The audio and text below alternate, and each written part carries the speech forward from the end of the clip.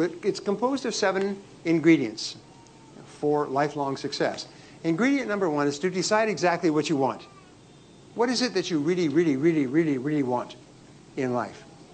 And most people never do that. Less than 3% of people know what they really want. And everyone else works for them. They're the ones who make all the money, live in the big houses, drive the big cars, are in all the magazines and the movies. Only 3% of people know what they want. So stopping and thinking, what do I really, really, really want for my life? Sitting down with your wife or husband and saying, what do we really want in our life? Which my wife and I do every year or more often. Sitting down in your business, what do I really want to accomplish with my business? You see, most people are just like the horse that pulls the wheel around. They're just pulling the wheel around. They're just working every day, just work away in a circle, and then they go home and watch television.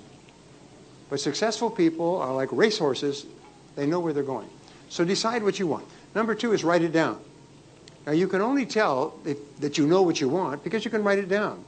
And only 3% of adults have written goals. And they're the ones that make all the money. In fact, the people with written goals, 50 years of research show that the person with written goals earns 10 times as much on average as people without goals. And it's not a matter of education or intelligence or ability or anything else. The people with written goals fly like arrows. Their axes are sharp, and they move rapidly toward their goals. Number 3, set a deadline. Is tell the universe what you want. In the Bible, it says, whatsoever you desire, praying, believe, and you shall have it. What that means is, tell me what you want. God will send you anything you want, but you have to be clear on what it is. We spoke earlier about the man who prays all the time and says, please, God, let me win the lottery. Please let me win the lottery. Please let me win the lottery. Weeks go by, months go by, 3 years go by. And he says, God, I have faith in you, and I believed in you, and I prayed, and I still haven't won the lottery. And the clouds open up, and the voice of God comes down and said, at least buy a ticket. Well, people are saying, I want to be rich and thin and happy and successful, and they never set a goal. They just have a wish. And a wish is, we call it a goal with no energy behind it. A wish or a goal that is not in writing is like cigarette smoke. Just disappears. Or once you write it down, like the beginning of a blueprint, it starts to have form. You can touch it. You can look at it. You can turn it. You can do something with it when it's on paper. So 5 minutes of writing your goals will change your life forever. When you write down a goal by hand, not typing, but write by hand, it's the same as programming it into your subconscious mind. And then your subconscious mind turns it over to God, and they go to work on your goal 24 hours a day. And at exactly the right time for you, the goal will start to appear. You'll start to attract people and opportunities and ideas into your life to help you to achieve the goal. Everything starts to happen when you start off with a written goal. No goal, nothing. Written goal, it's like sitting in a car. You know, sometimes you see little kids that sit in the car and they go, yeah, yeah, yeah, and they're playing with the steering wheel and they're pretending they're going to drive, yeah, yeah, yeah, yeah, and they're playing with the wheel and jumping up and down and so on. The car doesn't go anywhere. Because why? Because you've got the ignition, you've got the key, and the kid doesn't have the key. So he can play with the wheel, yes, yes, that's what most people do in their whole lives. They're going, oh, yes, I want to be rich, I want to be happy, I want to be thin, yes, yes, yes, yes. And the car just sits there. Nothing happens. Step number 4 is to make a list of everything you can do to achieve the goal. This is a very powerful turning point because this proves that you believe it's possible for you. Jesus said if you have faith the size of a mustard seed, you can say to this mountain, move, and it will move into the sea. How do you prove that you have faith in your goal? You write it down and you make a list of everything you can do to achieve it. If you don't do that, it means you don't believe it. If a person wanted to build a facility like this, or a church, or a parish, or a birdhouse, or a restaurant, or anything, they make a list of everything they have to do. They just don't go off and do it without a list.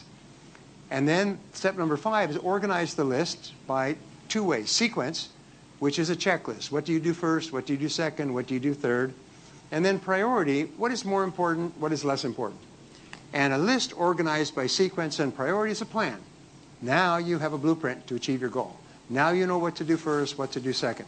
Henry Ford, who became the richest man in the world, starting with nothing, he was bankrupt at the age of 42.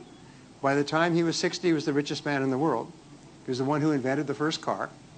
He said the biggest goal of all can be achieved if you break it down into enough small parts.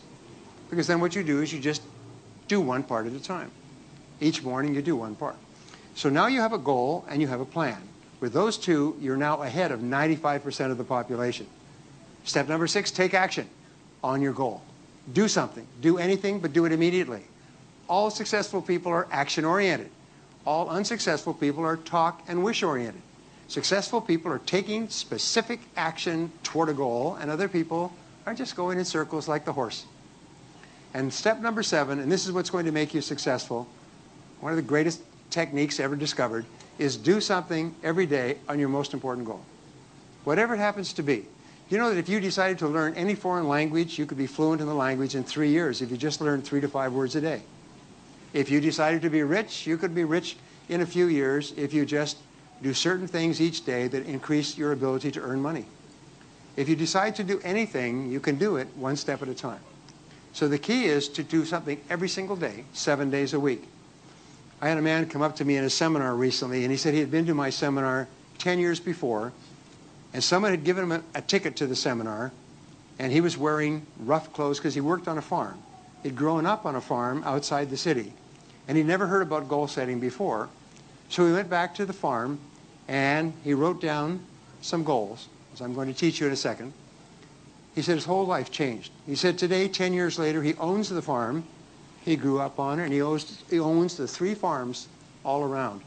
He said he owns half of the bank. He owns 2 businesses. He's a millionaire.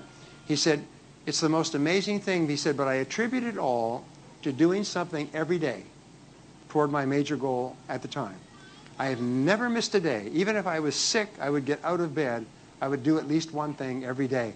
It is a miracle what happened in his life. His family had been poor on a small farm all his life, and he became the most important person in his community with a written goal and a plan and doing something every day. Now, some people look at me and they say, yes, but what if it doesn't work? But that's the wrong question. The question is, what if it does work? What does it cost you? So far, it has cost you nothing. It cost you a couple of minutes out of your life to do